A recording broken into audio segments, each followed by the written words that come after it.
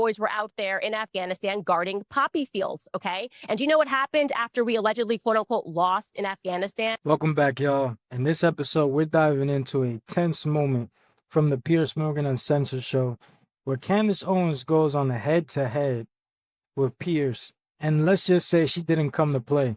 We've seen her hold her own before, but this time she stood on business. Piers tried every angle by guilting her over history, military pressure, emotional pull. And Candace, she didn't flinch. She made it and said it, plain and simple, that she'd rather see her sons in jail than in a coffin for Israel.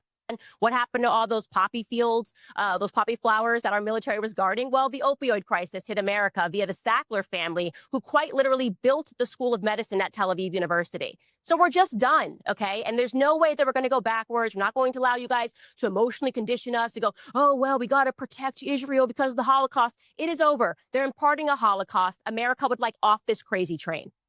Okay, for the benefit of viewers who don't know what I was talking about, under the Uniform Code of Military Justice, Article 19, dishonourable discharge can result in forfeiture of all pay and allowances up to 5 years confinement, which is a pretty heavy penalty to pay. Yeah, I'd want my kids to go to jail before they fought for Israel. I'll say that honestly. Okay, I would. I have 3 sons, and I'm going to be honest with you, Pierce. I'm glad you told me that consequence. I'd take that consequence any day to them being sent back over in a coffin because they died for Israel. So. Okay, but yeah, I think the one thing you're missing, look, I come from a big military family, a lot of military in my family, and a lot of people fighting wars on behalf of the United States are not doing it because they think Bibi Netanyahu wants them to. They're doing it because some of them do that, and they write into my show some might, and answer the question. But many of them won't, and they might be offended by you suggesting that's the only reason they're doing it. And they can watch your show, and they can be offended all they want, but I think it's more offensive the way that our military is treated, the veterans are treated, and the gaslighting that takes place when we're told that we have to defend everybody's borders. But so you think American treatment veterans better than almost any country in the world? I mean, this has always been an open conversation, and I'm just saying that if my boys were being drafted to fight this war in Iran, I would be like, you know what, honey, take the other option. And that's not because it's cowardice. It's because when you sign up for the military. Okay, but I would say that the pilots are pledging that you are doing something that is going to better your country. And like I said, our country has been in steep decline since we haven't part of this foreign policy, which is just whatever Israel wants. That line wasn't for applause. That was a mom talking about her kids. And she meant it. You could feel every word that she said. She meant every single one of them. She's not okay with her sons being used for someone else's war. People call it controversial, but deep down, a lot of folks feel the same way. And if you're one of them, let me know in the comments, because I feel like that. I wouldn't want my kids or even myself to go fight somewhere else's war. I'm okay for fighting for America. I have to go and fight for my country, I will. Hands down, no questions asked. But for somebody else's war, I'm good. But what I would say to you is the only people so far that have been involved from the American military were the extraordinarily courageous and skillful pilots who flew these B-2 bombers and attacked the nuclear sites and got back safely. So there's been no troops on the ground committed at all, no declaration of war by the United States. We can quibble. Listen, I don't disagree with you. You bomb somewhere, you probably are at war with them. But there is no official declaration of war, just as Trump, when he took out Soleimani and Baghdadi and he attacked Syria and so on, he didn't declare war on those places.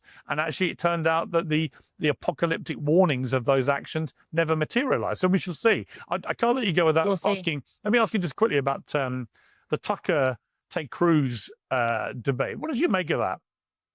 Fantastic. It is finally the debate that needed to happen in America, because a part of this nonstop policy is this belief, as you said, Ted Cruz, that if we just do whatever Israel wants, that God's going to bless you. And it's quite ironic because it comes from Protestants, and their normal argument is that the reason why we had to have this fracture in the church was because of indulgences.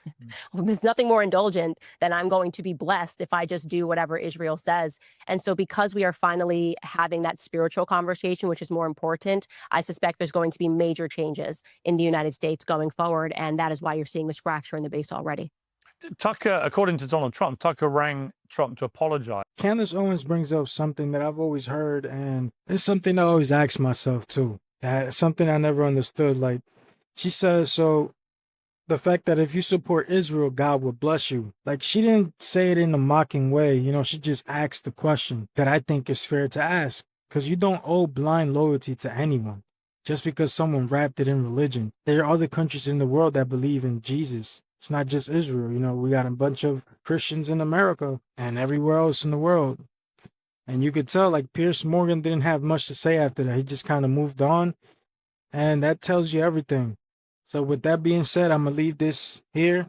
If you guys want to go watch the full episode, just go to the Piers Morgan Uncensored show. And with that being said, see you guys in the next one. Thank you for tuning in. For some of the more strident rhetoric he's used against him recently.